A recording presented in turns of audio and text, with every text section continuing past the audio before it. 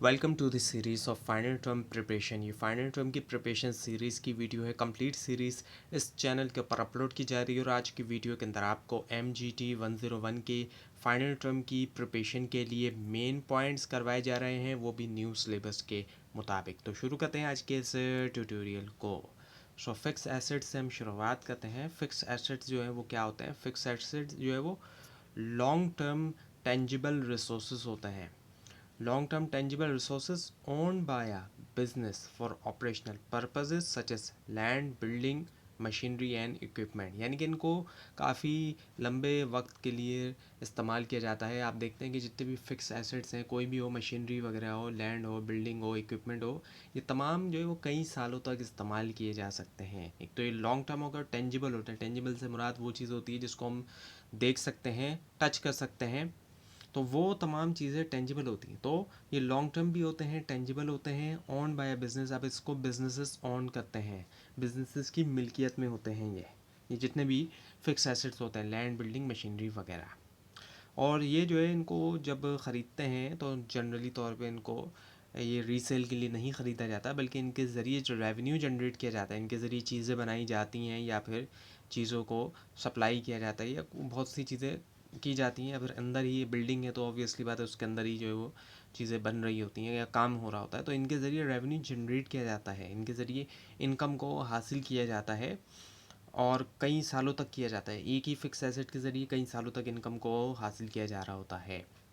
और इनकी करेक्टरिस्टिक्स की हम बात करें तो ये ड्यूरेबिलिटी होती है, कई सालों तक चलते हैं। सब्सटेंशियल वैल्यू होती है, बहुत अच्छी खासी वैल्यू होती है।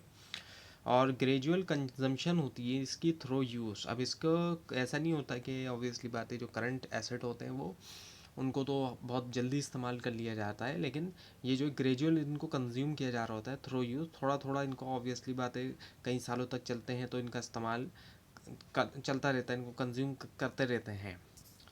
और फाइनेंशियल रिकॉर्डिंग की हम बात करें तो फिक्स एसेट्स को रिकॉर्ड किया जाता है इनकी हिस्टोरिकल कॉस्ट के ऊपर, जिसके अंदर हम देखें तो इसकी परचेज प्राइस शामिल होती है, जिस प्राइस पे ख़रीदा गया है, और साथ में कोई भी ऐसा एक्सपेंस जिसके ज़रिए एसेट को ऑपरेशनल कंडीशन में लेकर आए हो, यानी कि ऐसा कि एसेट को जो है वो इस्तेमाल के काबिल बनाया हो। यानी कि हम ये कह सकते हैं जैसे कि इंस्टॉलेशन वगैरह हुई हो, नई चीज़ भी अगर हम ख़रीदते हैं तो वो उसके ऊपर कुछ और ख़र्चा हमें करना पड़ता है ताकि वो मशीनरी वगैरह ख़ास तौर पर अगर हम ख़रीदते हैं तो उसको रनिंग में लाने के लिए, यानी कि चलना शुरू हो जाए वो, तो और भी कुछ खर्चे हमें उस पर करने होते हैं। तो वो तमाम चीज़ें मिला के जो है वो हिस्टोरिकल कॉस्ट आ जाती है।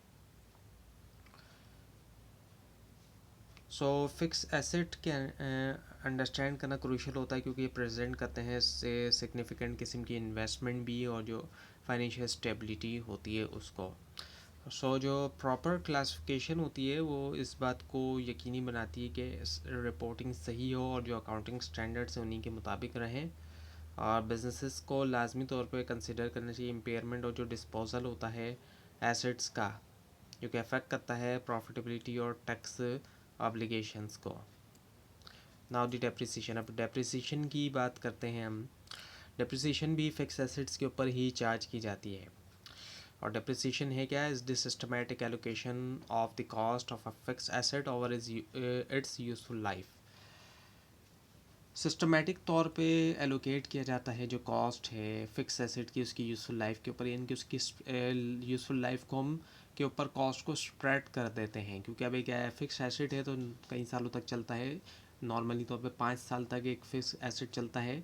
तो अब अगर एक फ़िक्स एसेट को ख़रीदा गया है 1 मिलियन में, 10 लाख में, तो ये ऐसा तो नहीं है कि 1 साल के अंदर ही जो है वो उसकी जो कॉस्ट है उसको हम 1 साल में ही कंसिडर करेंगे।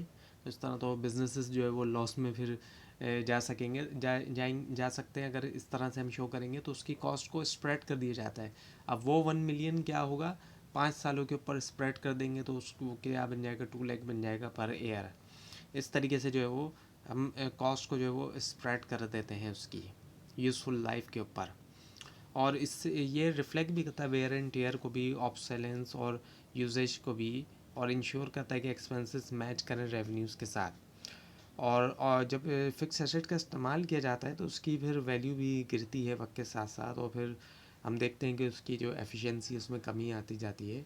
अब एक गाड़ी है पुरानी होती जाएगी तो उसके अंदर फॉल्ट भी फिर आते हैं, कई सारे काम निकलता है उसमें कई सारा, उसको रिपेयरिंग की भी फिर ज़रूरत पड़ती है। और इसी तरह यही हाल मशीनरी का भी है।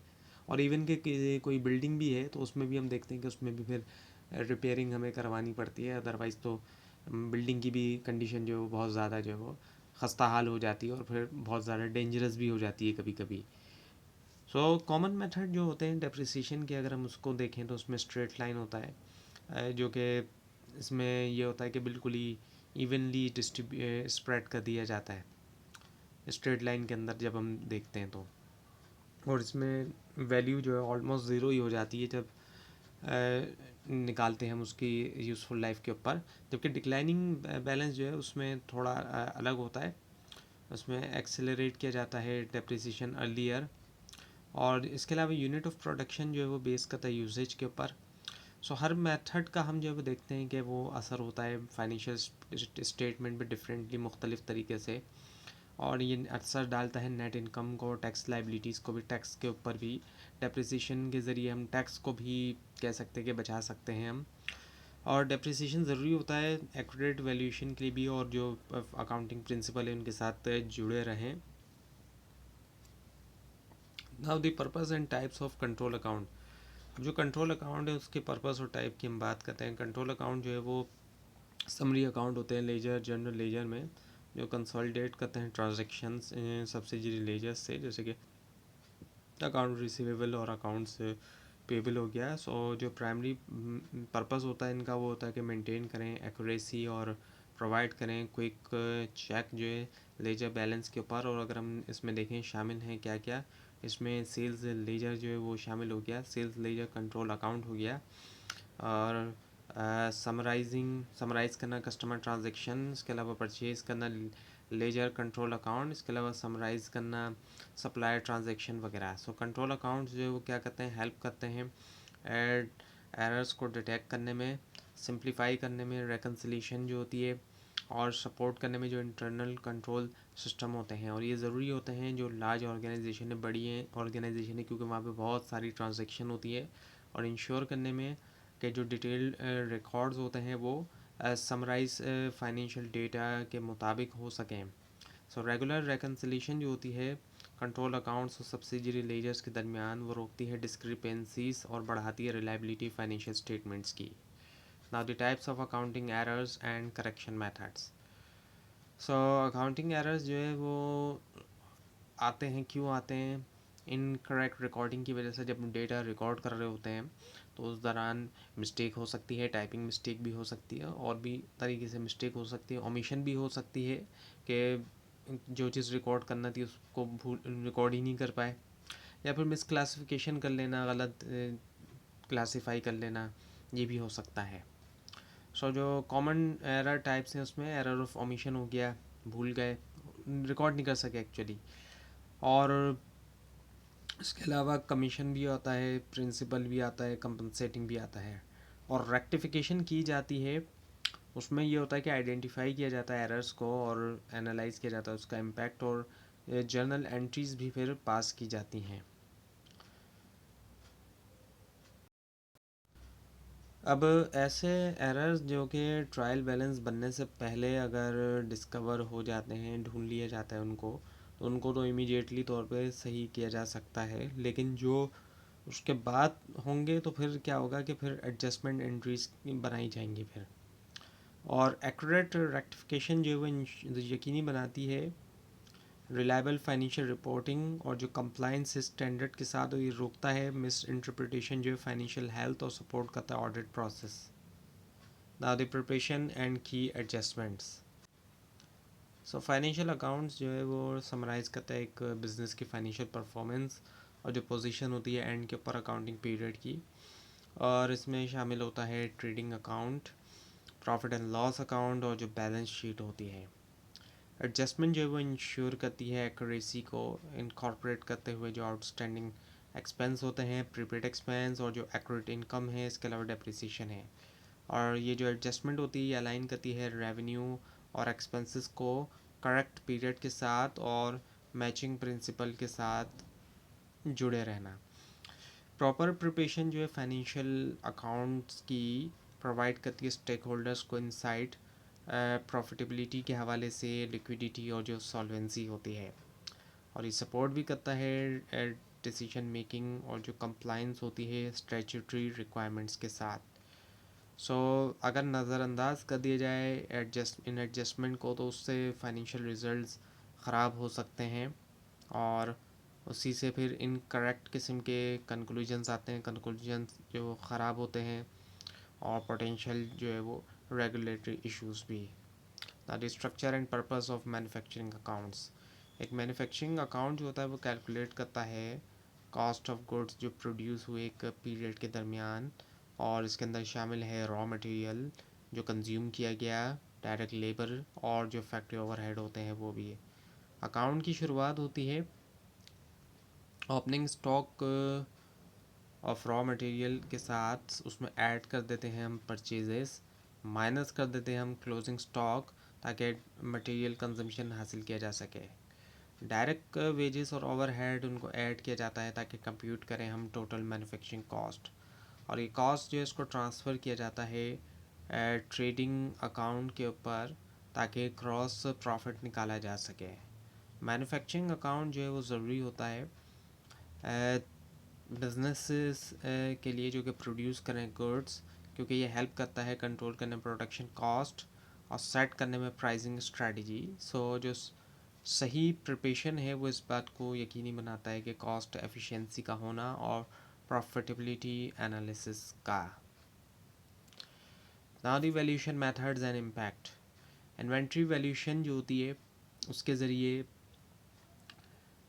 इस बात को देखा जाता है कि जो कॉस्ट असाइन की जा रही है गुड्स जो स्टॉक के अंदर है, और वो अफेक्ट करता है कॉस्ट ऑफ गुड्स सोल्ड और नेट इनकम को। और इसके कॉमन मेथड जो किए जाते हैं वैल्यूएशन करने में इन्वेंट्री को, उसमें फीफो है, फर्स्ट इन फर्स्ट आउट, जो पहले आया वो पहले गया, लास्ट इन फर्स्ट आउट जो आखिर में आया वो पहले गया, और इसके अलावा वेटेड एवरेज यानी कि एक एवरेज निकाल दिया जाता है। फर्स्ट इन फर्स्ट आउट जो कि फीफो होता है, ओल्डेस्ट इन्वेंट्री जो है, जो सबसे पुरानी इन्वेंट्री पड़ी हुई है उसको पहले बेचा जाता है, यानी कि जो सबसे पहले आई थी तो वही ओल्डेस्ट होगी, और उसी के नतीजे में क्या होता है कि लोअर कॉस्ट देखने में आती है इन्फ्लेशन के दरमियान, जबकि लास्ट इन फर्स्ट आउट में न्यूएस्ट इन्वेंट्री को सबसे पहले बेचा जा रहा होता है, और इसमें जो है वो कॉस्ट बढ़ जाती है अगर हम इन्फ्लेशन के दरमियान देखें, लेकिन कम होती है टैक्सेबल इनकम। वेटेड एवरेज जो है इसमें रहती है प्राइस फ्लक्चुएशन स्मूथ रहती है, क्योंकि यहाँ पर एक एवरेज से काम किया जा रहा होता है। एक्यूरेट वैल्यूएशन जो है इस बात को यकीनी बनाता है कि कंप्लाइंस रहें अकाउंटिंग स्टैंडर्ड के साथ, और जो फेयर प्रेजेंटेशन होती है फाइनेंशियल स्टेटमेंट्स की।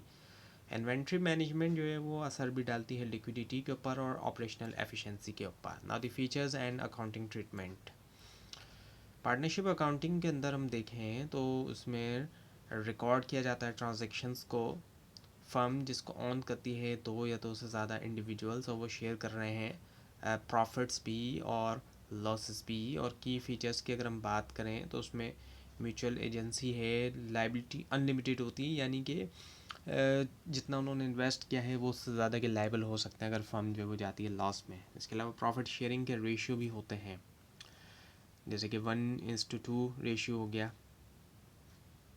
इस तरीके से भी हो सकता है कि एक पार्टनर के मुकाबले में दूसरे का डबल उसका वो होगा, प्रॉफिट होगा, क्योंकि उसने ज़्यादा इन्वेस्ट किया होगा, या फिर उसने वो ज़्यादा वो काम ज़्यादा कर रहा है, ये भी पॉसिबल हो सकता है, एग्रीमेंट बन सकता है इस चीज़ का भी।